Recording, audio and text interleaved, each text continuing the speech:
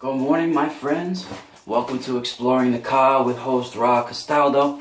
And I apologize if every morning I'm telling you, like, hey, I'm running late, I only have a minute or two.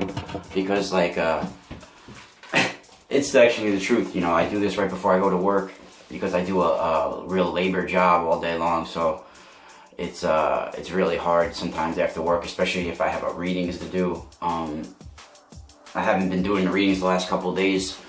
I've been so exhausted, so I have so many videos that I have just waiting to do and things I want to talk about. But real quick, I wanted to discuss the experience yesterday after I did the video. And I don't know if you're new to my channel and if you're just watching this for the first time. This is Exploring the Ka with host Ra Castaldo. And this channel is about exploring the nature of the human spirit and the evolution of our spirituality and who we are as a species and all the mysteries on earth and within the soul, and unlocking, you know, all of the ancient mysteries within us that's just dormant in our DNA and our abilities that's just laying there dormant for just like particles of light waiting for us to just open and awaken the fiber, you know, and the fibers inside of it that are carrying this information. And yesterday I did a video about Archangel Michael and Jesus, and if they are related or possibly even the same person, or Jesus was one of the incarnations of Archangel Michael, basically. And you know, while I was at work, there's a few things that I realized yesterday too. Like, not realized, but, and this could be just speculation. It could just be imagination. I can't say any of this is true, you know? So, but all I can tell you is that when this epiphany or this feeling came over me, this knowledge, my whole body responded. My whole body felt awakened and energetic, and I had those goosebumps, and it's just like, it was like I saw the plurality, you know, the oneness of everything for that moment. And I was like, oh my God, like it came over me. So to me, that's when I awakened some ancient knowledge, you know. That's what I feel, you know, that's the intuition that comes over me, you know. It's not, I don't think it's just madness, and especially I'm working hard at my job, you know, being accurate, keeping a good pace, doing one thing, you know, and at the same time I'm in my thoughts, and then this feeling just clicked, and I had this, you know, epiphany, you know. It's like a realization or a revelation or whatever you want to call it, you know. And you know, Archangel Michael in general is a warrior, okay? If you're saying he's a man of God, then why is he bloodthirsty and ready to battle with dragons? And you know, he's you know, if these beings just had power, why couldn't they just use the power of their mind to immobilize somebody? Why do they need to go to battle? You know, and so explain these battles, you know. We don't know the whole truth. So if he's a warrior and he's ready to shed blood, then he has rage in him and anger in him. So he's not this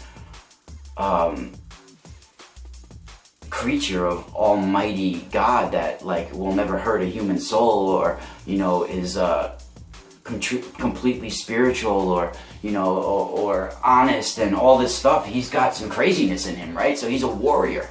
He's you know, he was fighting some of his own kind even, you know. And so I can't tell you I know anything or everything or all the different planes of existence, what they, you know, consist of. But all I can tell you is that I feel that for sure the planes of existence all affect each other like a domino.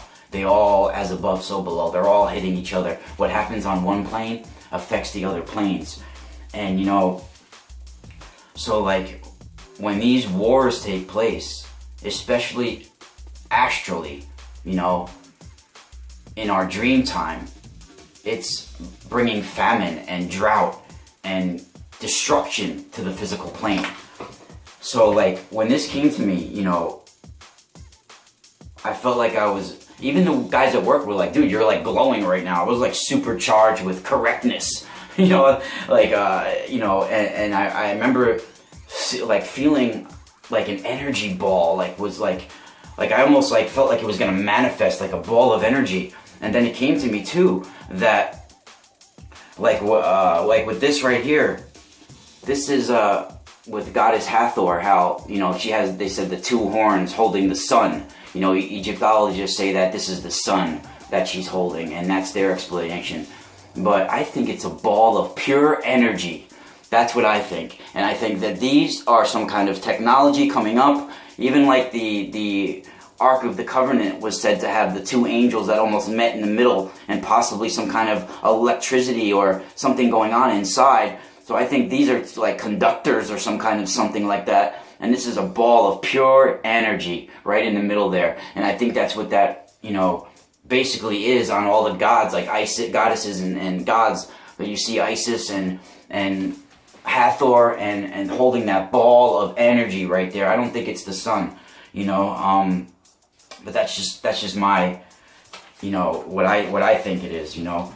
So I'm feeling that because even in Urantia, the books, that even there's order of seraphim, you know, there's these hierarchies of these Draco who were genetically manipulated, you know, manipulating people and themselves maybe. And I think that they also, you know, made hybrids of themselves, and there's different hierarchies and different groups, millions of them.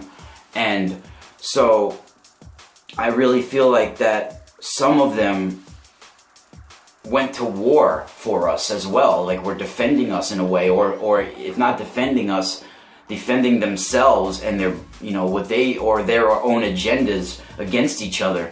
And that maybe Archangel Michael was saying how he still wanted something to do, like we're defending our human spirit and didn't want us to be astrally hijacked like the others have done.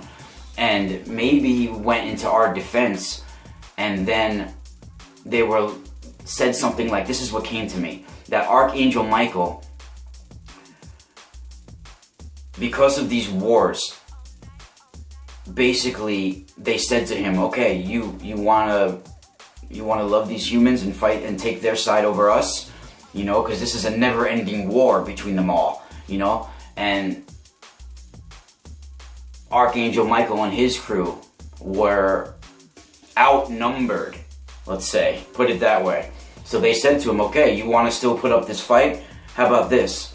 How about you become human? You incarnate. We'll make you incarnate as a human, okay? And you see how it is to be on this planet and who they are. And let's see what they do to you, okay? And then maybe he incarnated as Jesus.